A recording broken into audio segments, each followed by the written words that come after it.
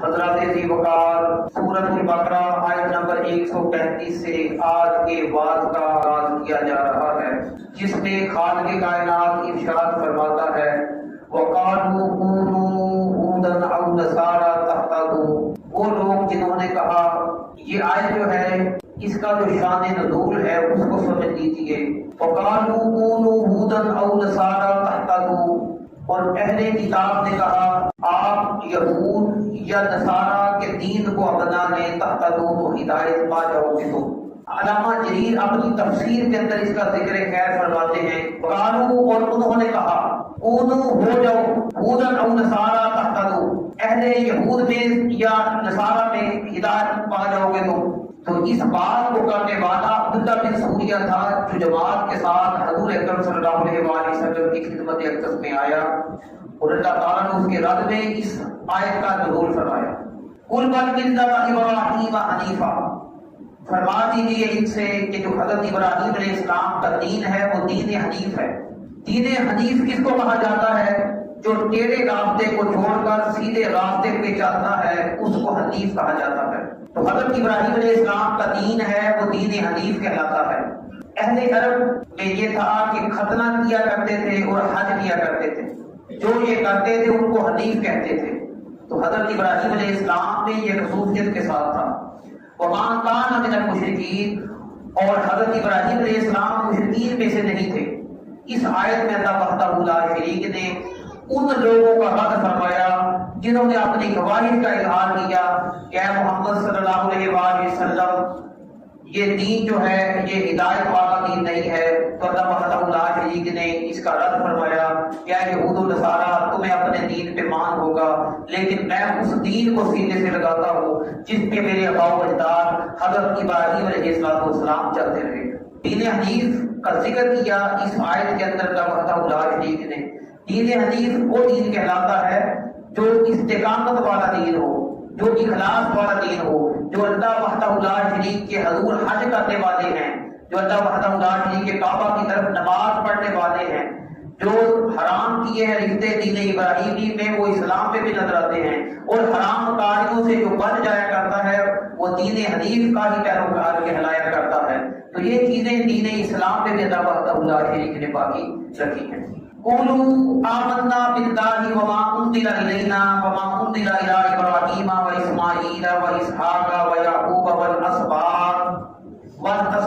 وما اوتی موسیٰ وعیسیٰ۔ فرمایا کہ اے مسلمانوں، نبی اکرم صلی اللہ علیہ وآلہ وسلم پہ قرآن اترا ہے۔ یہاں اہل ایمان جو تھے جواب ان کی طرف سے دیا جانا مقصود تھا، تو اللہ کے رسول حضور اکرم صلی اللہ علیہ وآلہ وسلم اہل ایمان کی طرف سے مخاطب قولو کہہ دو آمنا ہم ایمان لائے باللہ اللہ پر، وما انزل الینا جو ہماری طرف اللہ وحدہ لا شریک نے اتارا،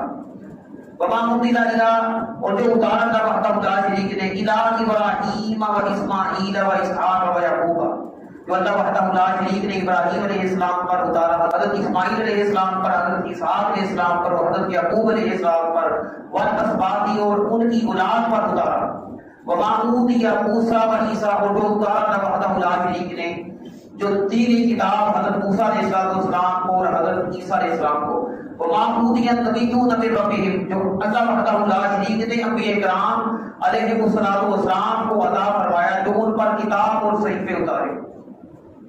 لا نفرق بین احد منہم ان میں سے ہم کسی ایک کے درمیان میں فرق نہیں کرتے،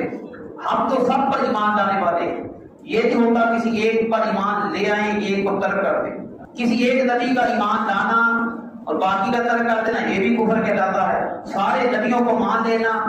اور ایک نبی کا انکار کر دینا یہ بھی کفر کہلاتا ہے۔ تو تمام نبیوں پر ہم ایمان لائے، لا نفرق بین احد منہم، اور ہم ایمان لانے میں کسی نبی کے ذرا برابر بھی فرق کرنے والے نہیں ہیں۔ یہ نہیں ہے کہ کسی ایک کو چھوڑ کر باقیوں پر ایمان لائے، ہم تو سب نبیوں پر ایمان لانے والے ہیں۔ وَنَحْنُ لَهُ مُسْلِمُونَ اور ہم اسی کے لیے گردن جھکانے والے ہیں، ہم اللہ وحدہ لا شریک کے فرما بردار ہیں، ہم اللہ تعالیٰ کی عبادت کرتے ہیں، اس کے سامنے اپنے ماتھے کو جھکا دیا کرتے ہیں۔ فَإِنْ آمَنُوا بِمِثْلِ مَا آمَنْتُم بِهِ، بس اگر ایمان لے آؤ تو اس کی مانند جیسا کہ ان کا ایمان ہے، یہ سب نبیوں پر ایمان لانے والے ہیں، ان کی مثل پر ایمان لے آؤ، تم ہدایت پا جاؤ گے۔ اگر ان کی مثل پر تم ایمان لے آؤ تو وہ ہدایت یافتہ ہو جائیں گے، ہدایت پانے والوں میں ہوں گے۔ وَإِن تَوَلُّوا، اور اگر وہ منہ موڑے، روح گردانی کرے، اگر وہ منہ موڑتے ہیں، روح گردانی کرتے ہیں، فَإِنَّمَا هُمْ فِي شِقَاقٍ، سوائے اس کے نہیں وہ کھلی مخالفت ہے، ہٹ درمی ہے، دلی ضد ہے۔ فَسَيَكْفِيكَهُمُ اللَّهُ وَهُوَ السَّمِيعُ الْعَلِيمُ، فَسَيَكْفِيكَهُمُ اللَّهُ، بس ان قریب کافی ہوگا آپ کے لیے وہ وحدہ لا شریک، اے پیارے محبوب آپ کے لیے تو وہ اللہ وحدہ لا شریک جو ہے وہ کفایت کرنے والا ہے، وہ کافی ہے۔ وَهُوَ السَّمِيعُ الْعَلِيمُ، اور وہ اللہ ایسا ہے، اس کی خوبی کیا ہے، وہ سننے والا ہے، جاننے والا ہے۔ اللہ وحدہ لا شریک کی یہ خوبی ایسی ہے کہ اللہ وحدہ لا شریک ہر وقت سننے والا ہے، جاننے والا۔ یہ نہیں ہے کہ آپ اللہ کے حضور ہاتھ اٹھائیں، اللہ تعالیٰ اس سے بے خبر ہو۔ اللہ تعالیٰ سننے والے کی پکار کو سننے والا ہے، اس سے کبھی بے خبر نہیں ہوتا۔ جو ایسا ہو اس کو وحدہ لا شریک کہا جاتا ہے۔ جو ان خصوصیت کا حامل ہو وہی رب ہونے کا اہل ہو سکتا۔ وہ سب کچھ جاننے والا ہے، وہ ماضی سے بھی واقف ہے، حال سے بھی ہے، مستقبل سے بھی ہے، قیامت اس کے بعد سب جو آنے والا ہے اس سے اگر کوئی ہستی جاننے والی ہے تو وہ اللہ وحدہ لا شریک۔ صبغۃ اللہ ومن احسن من اللہ صبغہ، صبغۃ اللہ کا رنگ ہے، ومن احسن من اللہ صبغہ، اور اللہ کے رنگ سے بڑھ کر کس کا رنگ بہتر ہوگا۔ وَنَحْنُ لَهُ عَابِدُونَ، اور ہم اسی کی عبادت کرنے والے ہیں۔ صبغۃ اللہ کا رنگ، اس کی بھی تفسیریں کی گئی ہیں کہ یہاں اللہ کے رنگ سے کیا مراد ہے۔ اللہ کے رنگ سے مراد بعض نے دین لیا ہے، چند ایک اس طرف گئے ہیں کہ صبغۃ اللہ کا جو رنگ ہے اس سے مراد اسلام ہے، چند ایک اس طرف چلے گئے کہ صبغۃ اللہ سے مراد اللہ کی سنت ہے، یا یوں کہہ لیں ایک جماعت کہتی ہے کہ صبغۃ اللہ کا جو رنگ ہے اس سے مراد دین ہے، ایک جماعت کا کہنا ہے کہ اس سے مراد اسلام ہے، اور ایک جماعت کا کہنا یہ ہے کہ اس سے مراد اللہ کی جو سنت ہے وہ ہے۔ جب بندے پہ اللہ کا رنگ چڑھ جاتا ہے وہ سب رنگوں سے بے نیاز ہو جاتا ہے، اس کی زبان پہ اللہ کی صدائیں جاری و ساری ہو جاتی ہیں، اس کا دھیان پھر اللہ کے گھر کی طرف لگتا ہے، اس کی زبان اللہ کے ذکر سے تر رہتی ہے، وہ کسی کو گالی گلوچ دیتا نظر نہیں آئے گا، کیونکہ اس پر اللہ تعالیٰ کا رنگ چڑھ گیا ہے، اور اللہ کے رنگ سے بڑھ کر کس کا رنگ ہے، جس کو اللہ وحدہ لا شریک سجدوں کی حلاوت دے دیتا ہے، اپنی بندگی کا ذوق دے دیتا ہے، وَنَحْنُ لَهُ عَابِدُونَ، اور ہم اسی کے لیے عبادت کرنے والے ہیں۔ اور جس کو اللہ تعالیٰ نے اپنی بندگی کا ذوق نصیب فرما دیا، سمجھ لیجیے اللہ کا رنگ اس پہ چڑھ گیا، اللہ کے رنگ سے بہتر کسی کا رنگ نہیں ہے۔ فَسَيَكْفِيكَهُمُ اللَّهُ الفاظ پر، اور صحابی رسول نے کہا کہ یہی لفظ تھا جس پر حضرت عثمان ابن عفان کے خون کا قطرہ پڑا میں نے دیکھا، تو یہ اللہ وحدہ لا شریک نے حضرت عثمان ابن عفان کو اعزاز بخشا۔ دیکھیں کہ اس کے بعد جو اگلی آیت ہے صبغۃ اللہ کے رنگ کا ذکر ہے، تو قرآن کے اوراق پر حضرت عثمان ابن عفان کا رنگ ایسا چڑھ گیا ہے کہ قیامت تک باقی رہنے والا، اور قرآن مجید فرقان حمید کے اوراق پر ان الفاظ پر حضرت عثمان ابن عفان رضی اللہ تعالیٰ کے خون کا جو قطرہ پڑا، اور یہ قرآن پر ایسا رنگ چڑھ گیا ہے، عثمان ابن عفان جنت البقیع سے اٹھائے جائیں گے، یہی قرآن گواہی دے رہا ہوگا کہ ان الفاظ کی تلاوت فرما رہے تھے جب ان کو شہید کر کے۔ صبغۃ اللہ